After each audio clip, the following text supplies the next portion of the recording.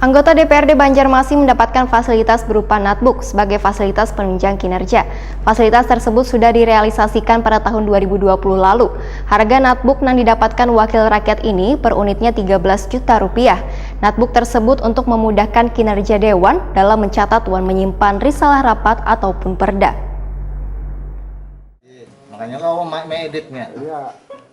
Anggota DPRD Banjarmasin mendapatkan fasilitas berupa notebook sebagai fasilitas penunjang kinerja. Fasilitas tersebut sudah direalisasikan pada tahun 2020 lalu. PLT Sekretaris DPRD Banjarmasin Iwan Ristianto, Waitakoni Prima TV Jelang Tengah hari Senin 3 Mei 2021 memadahkan harga notebook yang didapatkan wakil rakyat ini per unitnya 13 juta rupiah.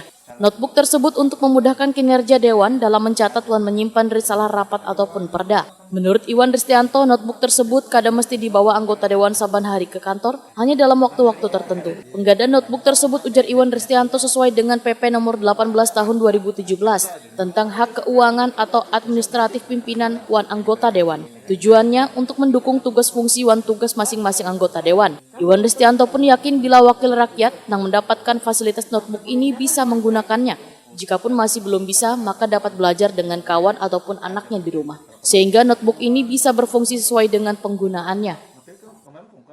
Kalau dalam bekerja mereka memang masih terlihat tak membawa itu? Ya, kalau misalnya bekerja kan bisa di dalam kantor atau di luar kantor, ya kan. Bisa saja mereka dalam kantornya itu masih mencatat dalam artian pencatatan, kenapa merubah masukkan file di rumah bisa. Jadi tidak mesti harus setiap hari dibawa laptopnya. Tapi kenyataannya mereka memang bisa memakai itu kan? Bisa, maka itu bisa.